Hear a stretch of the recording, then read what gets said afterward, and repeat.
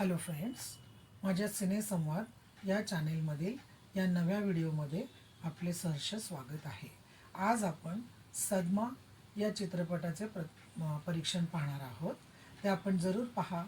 Like, share, comment करा आणि subscribe करायला विसरू नका.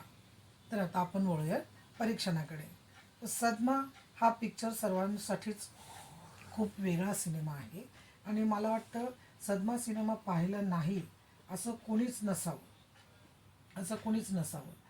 आता सदमाविषयी बोलायचं झालं तर काही चित्रपट सिनेमागृहांसाठी नसतात, ते तुमच्या रक्तप्रवाहातून वाहत असतात. सदमा त्यापैकीच एक आहे. तमिळ क्लासिक मुंद्रम पिराईचा तो रिमेक आहे. तो फक्त एक चित्रपट नव्हता, तर एका दुर्दैवी एकतर्फी प्रेमकथेचा चटका लावणारा शेवट होता. संवेदनशील मनावरचा एक खोल घाव होता.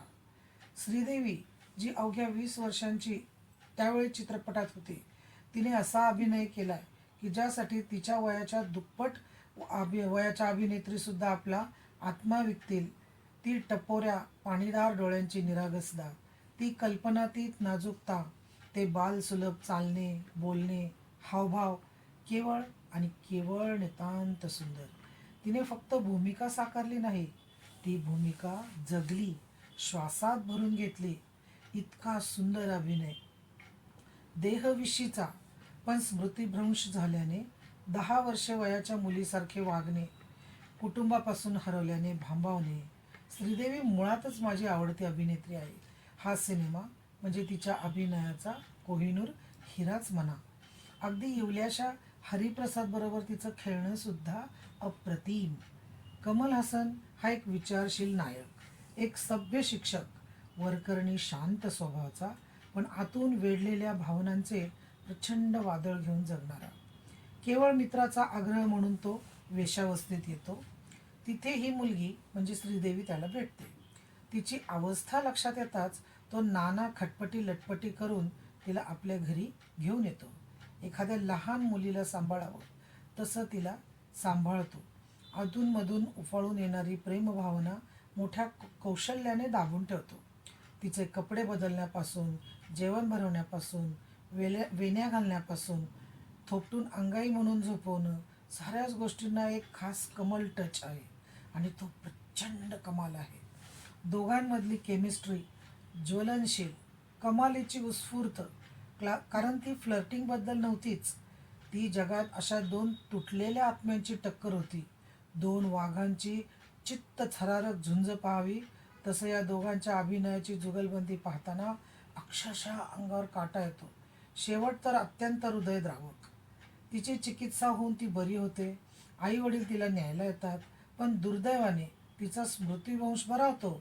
पण कमल हसन बरोबर व्यतीत केलेला कालावधी नेमका आणि तेवढाच तिच्या मेंदूवरून पुसला जातो. तिला तो काळ आता आठवत नाही.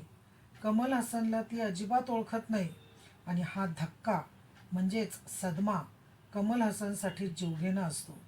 तो नाना परीने तिला त्या आठवणी परत आणण्यासाठी अक्षरशः माकडचाळेसुद्धा करतो, पण तिला काहीच आठवत नाही.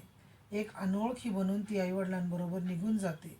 एकाकी छिन्न विछिन्न हृदयाने कमल मागे फिरतो. त्यावेळचा त्याचा तो हृदयाला पीळ पाडणारा अभिनय खरं तर पडद्यावरच पाहायला हवा, कारण सांगून तो सांगता येणं अशक्य आहे. काही हृदयाला पोखरणारे विकार कधीच बरे होत नाहीत, ते फक्त जुन्या जखमांसारखे सतत ठसठसत राहतात.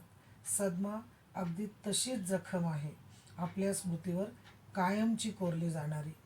दक्षिण बाजाचं संगीत ही एक जमेची बाजू.